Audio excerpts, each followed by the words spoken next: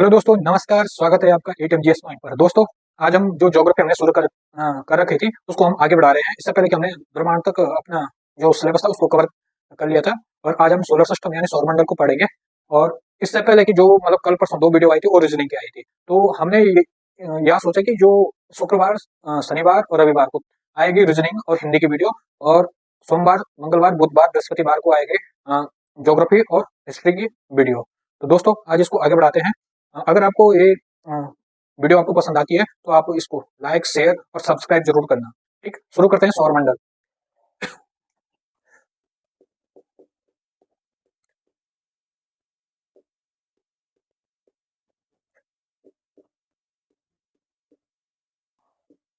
Solar system. दोस्तों, सौरमंडल क्या होता है कि जो सूर्य है उसका जो गुरुत्वाकर्षण बल है, अपने गुरुत्वाकर्षण बल के कारण जो अन्य तत्वों को बांधे रखता है वो सौरमंडल कहलाता है। यानी सूर्य के गुरुत्वाकर्षण बल के कारण जो ग्रह, उपग्रह और अन्य लघु पिंड, खगोलीय पिंड, तारे, पुच्छल तारे, क्षुद्र ग्रह जो बांधे रखते हैं उसी को सौरमंडल कहा जाता है। तो हम लिख सकते हैं कि सूर्य के गुरुत्वाकर्षण बल से एक कक्ष में एक कक्ष में बंधे एक कक्ष में बंधे बंधे खगोलीय पिंड तत्वों या खगोलीय पिंड खगोलीय खगोलीय पिंड पिंड को सौरमंडल कहते हैं। सौरमंडल, ठीक, सौरमंडल कहते हैं। सौरमंडल कहते हैं खगोलीय पिंड कौन से, जिनमें कि आपके इसमें ग्रह हो गया या तत्व ग्रह, उपग्रह उपग्रह लघु ग्रह क्षुद्र ग्रह क्षुद्र उल्कापिंड है, आदि तमाम चीजें, आदि आदि तो इनको सौरमंडल में शामिल किया जाता है। जो सौरमंडल का द्रव्यमान है वो लगभग 99% भाग सूर्य में निहित है। सौरमंडल का या इस सौरमंडल का या इसका इसका 99% द्रव्यमान द्रव्यमान सूर्य में निहित है। सूर्य में निहित है। यानी इस लाइन का अर्थ होता है कि अन्य जो पिंड है, खगोलीय पिंड है सौरमंडल में, उनसे सबसे ज्यादा द्रव्यमान किसका है? सूर्य का है। ठीक, इसका व्यास, जो सौरमंडल का व्यास है, सौरमंडल का व्यास वो है 1179 करोड़ करोड़ वर्ग किलोमीटर। ठीक, अब आता है इसमें एक गोल्डी लॉक्स जोन यानी हैबिटेबल एक पाई जाती है जहां जीवन की प्रबल संभावना मानी गई है। तो आप लिख सकते हैं goldi Goldilocks Goldilocks zone या हैबिटेबल हैबिटेबल हैबिटेबल ठीक, तो हम लिख सकते हैं इसमें कि ब्रह्मांड का वह भाग, ब्रह्मांड सौरमंडल सौरमंडल का वह भाग सौरमंडल का वह भाग जहां पर जीवन की प्रबल संभावना है, जीवन की प्रबल प्रबल संभावनाएं है, उसे क्या कहते हैं? Goldilocks zone, habitable. ठीक, दोस्तों, अब है सूर्य। सौरमंडल का सबसे इंपॉर्टेंट ग्रह सूर्य सूर्य ठीक, सॉरी, एक ग्रह नहीं, एक तारा है। तो इसमें लिख सकते हैं हम यह एक तारा है जो सौरमंडल के प्रकाश प्रकाश व ऊर्जा ब्रैकेट में उष्मा का प्रमुख स्रोत है। प्रमुख प्रमुख स्रोत है। दोस्तों जो सोलर सिस्टम, इसमें डायरेक्ट आपको फैक्ट देखने को मिलेंगे, कहीं कौन सा तरीका नहीं, आपको फैक्ट याद रखना है केवल। एक इसका जो इसका क्या बोलते हैं इसको, सूर्य है, यह सौर मंडल के केंद्र में है। यह सौर मंडल, सौर मंडल के एक केंद्र में है, केंद्र में है, केंद्र में है। एक अन्य ग्रह इसकी परिक्रमा करते हैं, अन्य ग्रह, ग्रह इसकी इसकी परिक्रमा परिक्रमा परिक्रमा करते हैं। ठीक, जो ये सौर मंडल है, ये जो हमारी आकाशगंगा है, यानी मंदाकिनी दुग्ध मेखला, जिसे दुग्ध मेखला भी कहा जाता है, मिल्की वे, उसकी परिक्रमा करता है। तो याद रखना कि सूर्य, सूर्य मंदाकिनी, मंदाकिनी या मिल्की वे, मिल्की वे, मिल्की वे की परिक्रमा करता है, परिक्रमा परिक्रमा करता है। ठीक, जब हमने इसको मिल्की वे पढ़ा था, तो हमने वहां बताया था कि जो हमारा सौर मंडल है वो कहाँ है, किसमें स्थित है। तो मंदाकिनी की जो दूसरी भुजा है, जिसे घूर्णनशील भुजा कहते हैं, तो उसमें हमारा सौर मंडल है। तो सूर्य किसकी परिक्रमा करता है, मंदाकिनी की। दोस्तों जो ये सूर्य है, यह भूमध्य रेखा या ध्रुवों पर एक घूर्णन चक्र करने में इसको 25 से 35 दिन लगते हैं। तो हम लिख सकते हैं सूर्य को, सूर्य को भूमध्य रेखा, भूमध्य रेखा, भूमध्य रेखा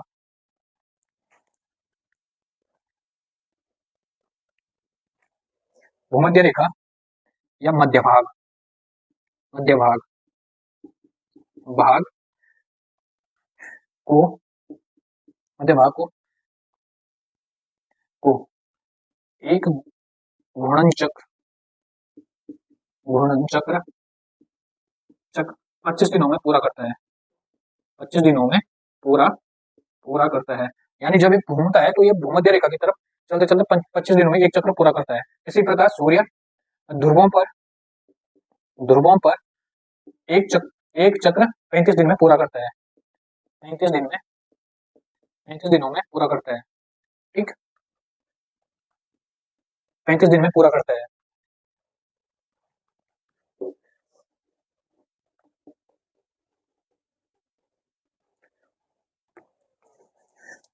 सूर्य का परिक्रमण काल, इसका जो सूर्य का परिक्रमण काल है, परिक्रमण काल, यह 22.5 करोड़ वर्ष से लेकर 25 करोड़ वर्ष, 25 करोड़ वर्ष तक का होता है। इसी को ब्रह्मांडीय वर्ष या कॉस्मिक ईयर कहते हैं। इसी को कॉस्मिक या ब्रह्मांडीय ईयर, ब्रह्मांडीय वर्ष या कॉस्मिक ईयर कहते हैं। ठीक, तो डायरेक्ट क्वेश्चन पूछा जा सकता है आपसे कि जो कॉस्मिक ईयर है कितने साल का होता है। तो याद रखना 22.5 से 25 करोड़ वर्ष के बीच। ठीक, अगला है इसका व्यास, इसका व्यास 13 लाख किलोमीटर है, 13 लाख किलोमीटर है। ठीक, जो इसका व्यास है वो पृथ्वी के, इसका व्यास पृथ्वी के व्यास का 109 गुना अधिक है। ठीक, जो इसका गुरुत्वाकर्षण बल है, इसका गुरुत्वाकर्षण बल जी, गुरुत्वाकर्षण बल पृथ्वी के गुरुत्वाकर्षण बल का 128 गुना अधिक है, 128 गुना अधिक है। तो इन दोनों को याद रखना दोस्तों कि इसका व्यास पृथ्वी के व्यास का 109 गुना अधिक है और इसका जो गुरुत्वाकर्षण बल है वो पृथ्वी के गुरुत्वाकर्षण बल से 128 गुना अधिक है। अब एक क्वेश्चन पूछा गया था कि सूर्य प्रतिवर्ष कितने तारामंडल से होकर गुजरता है। हमारे सौर मंडल में कितने तारामंडल मंडल है टोटल, वो है 88। ठीक, तो सूर्य प्रतिवर्ष यह यह प्रतिवर्ष 12 तारामंडल तारामंडलों से होकर होकर गुजरता है गुजरता है। ठीक दोस्तों, जो सूर्य है उसका 71% हाइड्रोजन से बना हुआ है और 26.5% हीलियम से बना हुआ है। इसको इसमें इसमें 71% हाइड्रोजन हाइड्रोजन हाइड्रोजन तथा 26.5% हीलियम हीलियम पाया जाता है। हीलियम हीलियम पाया जाता है। ठीक, तो दोस्तों ये आपका सूर्य था इंपॉर्टेंट फैक्ट। और अब इसकी आंतरिक संरचना, हमारी हेडिंग होगी सूर्य की आंतरिक संरचना।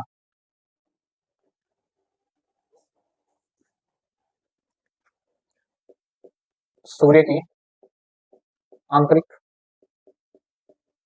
आंतरिक संरचना संरचना ठीक दोस्तों, जो सूर्य की आंतरिक संरचना है उसको 6 भागों में बांटा गया। 6 भाग, ठीक, 6 भागों में वर्गीकृत वर्गीकृत वर्गीकृत वर्गीकृत किया गया। ठीक, इसकी आंतरिक संरचना अगर देखें तो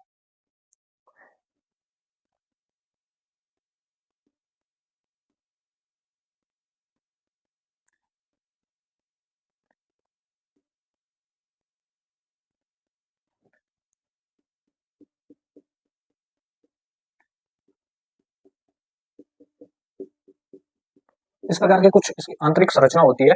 जो ये सबसे अंदर का भाग है, ये वाला भाग, इसको कहा जाता है केंद्र केंद्र या क्रोड क्रोड इंग्लिश में COR। ठीक, जो एक क्षेत्र होता है दूसरा वाला, ये होता है विकिरण क्षेत्र। विकिरण क्षेत्र। जो इसका तीसरा भाग होता है वो होता है संवहनीय क्षेत्र।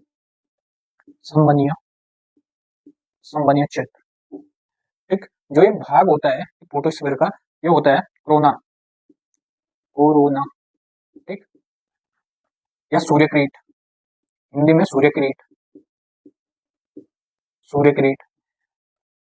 ठीक, जो ये भाग होता है ये होता है इसका प्रकाश मंडल, फोटोस्फीयर फोटो फोटोस्फीयर स्फीयर या प्रकाश मंडल मंडल। जो इधर का भाग होता है, बाहर का भाग, इसको बोला जाता है क्रोमोस्फीयर क्रोमोस्फीयर स्फीयर। और यहाँ से कुछ ज्वालाएं बाहर निकली रहती है जिनको कहा जाता है सौर ज्वाला। तो इस प्रकार की इसकी आंतरिक संरचना होती है दोस्तों। अब इनको पढ़ेंगे थोड़ा थोड़ा। एक 2 3 4 5 और छठा आपका कोरोना या सूर्यकिरीट।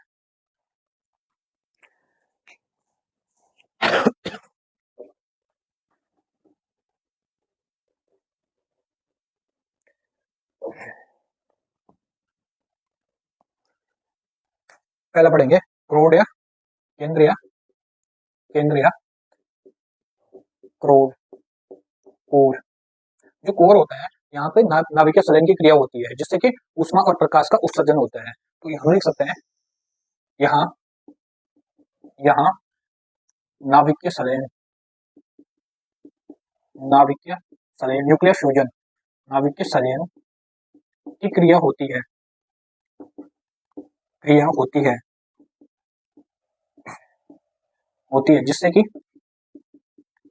जिससे कि ऊष्मा वो प्रकाश उत्पन्न होता है। प्रकाश उत्पन्न होता है। ठीक, अगला है कोरोना सूर्यकिरीट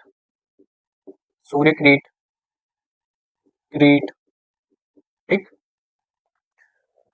इसको लिखना फोटोस्फीयर का वह भाग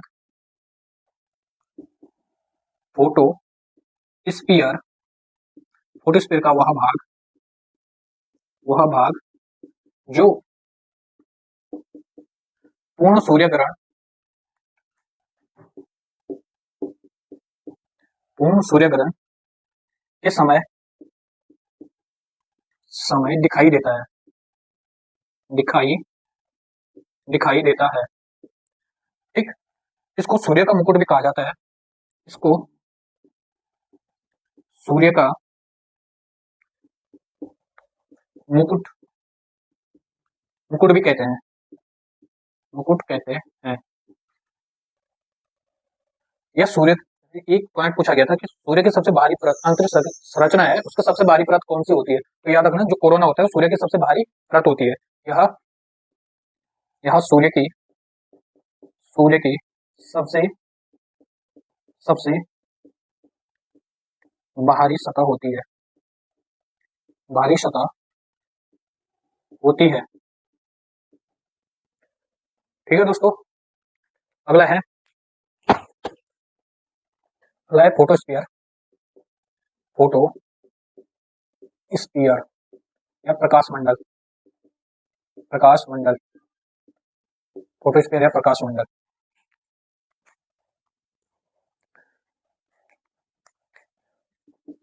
ये जो फोटोस्फीयर होता है वो सूर्य का वह सतह होता है जो हमें दिखाई देता है। तो हम लिख सकते हैं इसमें कि सूर्य का वह बाह्य सतह, बाह्य सतह सतह जिसे हम देख सकते हैं, जिसे हम देख सकते हैं, देख सकते हैं।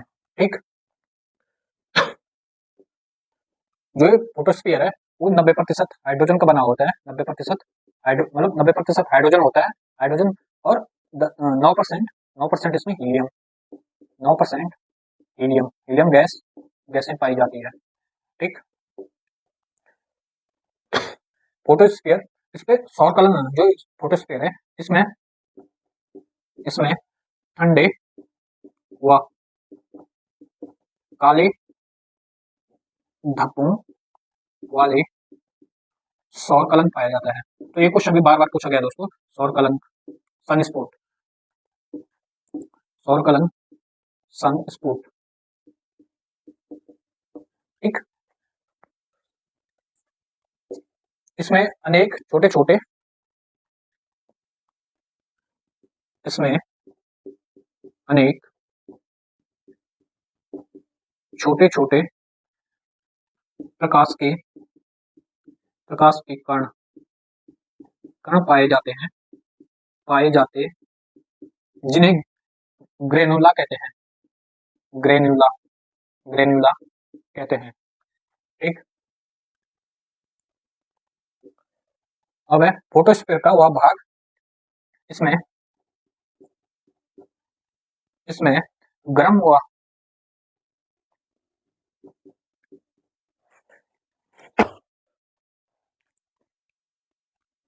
गर्म हुआ, गर्म और प्रकाशित, गर्म और प्रकाशित भाग को फैकुला कहते हैं, फैकुला, फैकुला कहते हैं।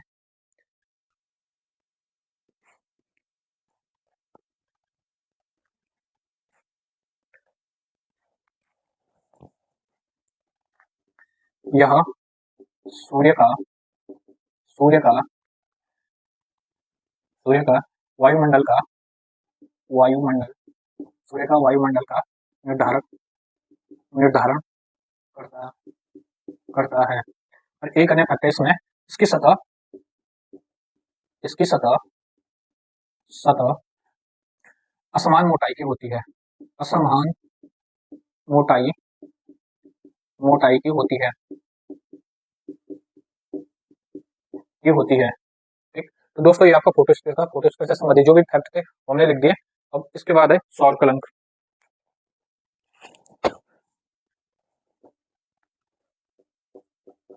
सौर कलंक, सन स्पॉट। ठीक, तो फोटोस्फीयर का वह भाग जहाँ ठंडे वो काले धब्बे पाए जाते हैं उन्हें सौर कलंक कहा जाता है। तो फोटोस्फीयर फोटोस्फीयर स्फीयर का वह भाग जहाँ ठंडे व काले धब्बे, काले धब्बे, धब्बे पाए जाते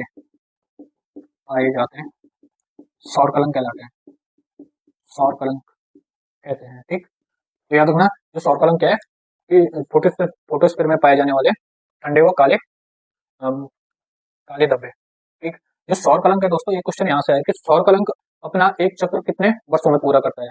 तो हम पहले इसको लिखेंगे, सौर कलंक, सौर सौर कलंक, कलंक कलंकों की संख्या संख्या 11 वर्ष के अंतराल पर, 11 वर्ष के अंतराल पर पहले घटती है, पहले घटती और फिर बढ़ती है, फिर बढ़ती है, बढ़ती बढ़ती है। सौर कलंक, सौर कलंक अपना एक चक्र 22 वर्षों में 22 वर्षों में पूरा करता है, पूरा करता है। ठीक,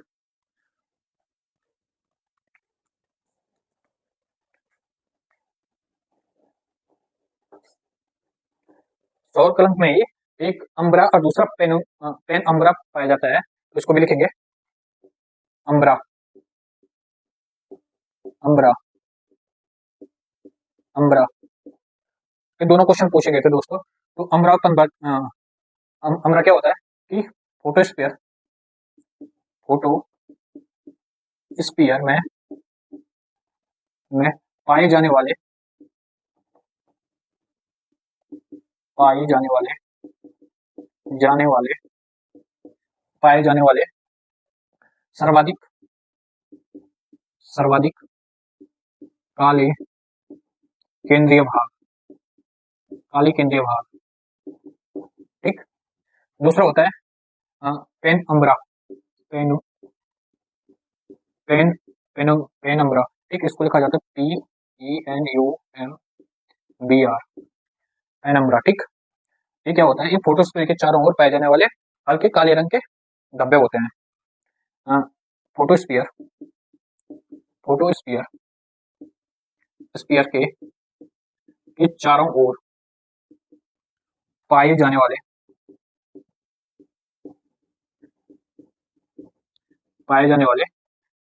हल्के काले धब्बे, ठीक, ये धब्बों को पेन अम्बरा कहते हैं। ठीक, तो इनको याद रखना दोस्तों। अम्बरा और पेन अम्बरा कहाँ पाए जाते हैं, फोटोस्फीयर की सतह पर, जो कि एक प्रकार के सौर कलंक होते हैं। ठीक,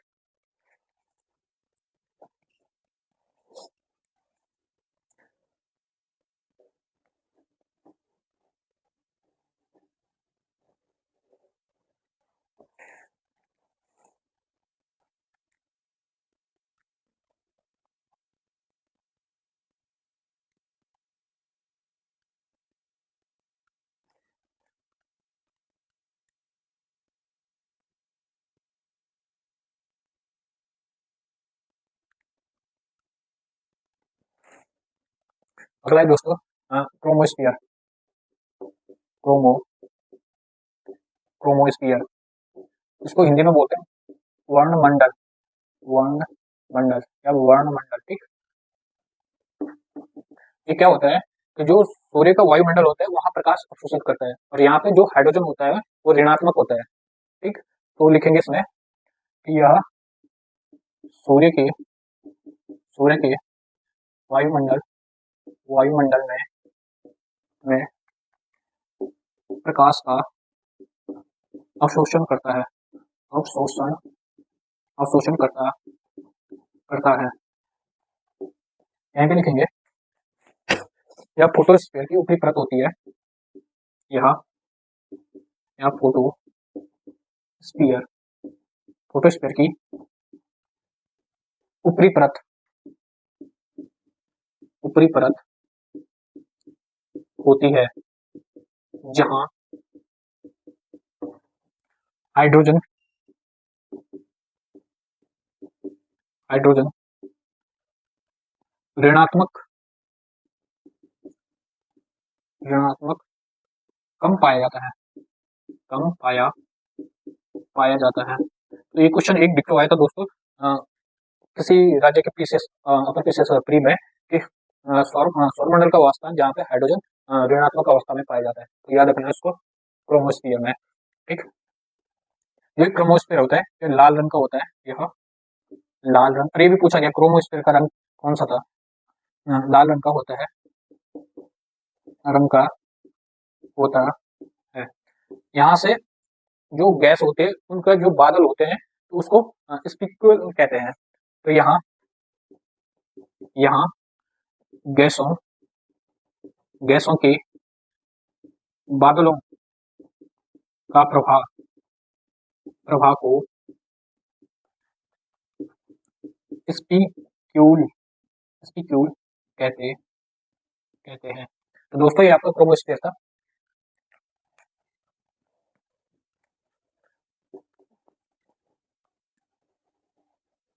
एक होती है फ्रान फ्रान हापर हापर रेखाएं रेखाएं। तो इनमें लिखना फ्रान हापर रेखा वही रेखाएं होती है जो सूर्य के सतह पर काली रंग की दिखाई देने वाली रेखाएं, यानी सूर्य की सतह पर काली रेखाएं काली रेखाएं काली रेखाएं। ठीक, ऑन ऑफर रेखाएं कहलाती है। अब आता है एक अरोरा।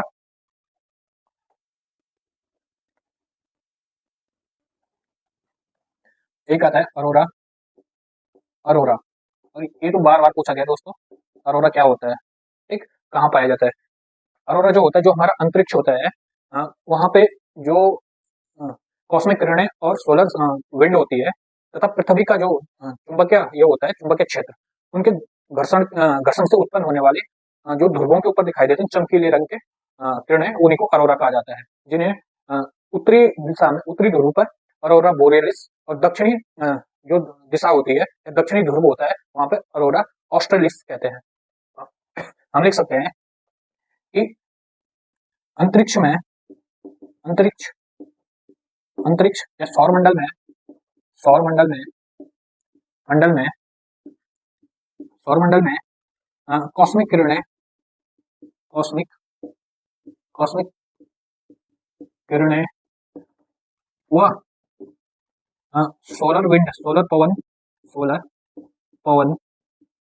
सोलर पवन तथा पृथ्वी के चुंबकीय चुंबकीय चुंबकीय झंझावत के मध्य घर्षण होने से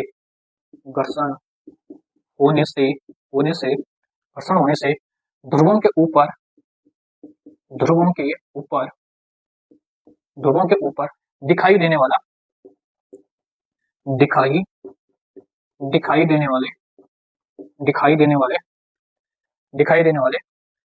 चमकीले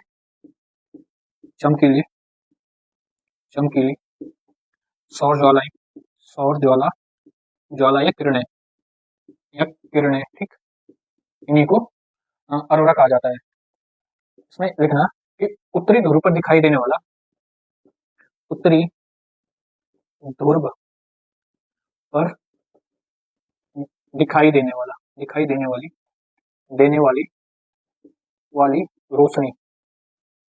रोशनी या किरणें या चमकीली इसी प्रकार से पूछा जा सकता है। तो इनको याद रखना, इनको बोला जाता है बोरियोलिस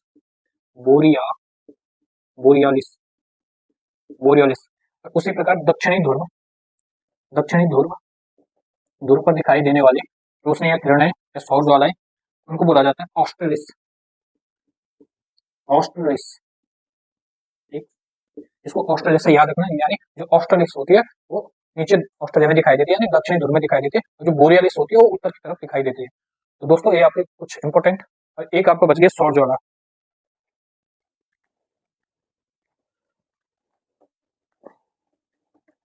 सौर पवन अक्सर पूछा नहीं जाता है, तो याद रखना इनका निर्माण हाइड्रोजन और हीलियम से होता है।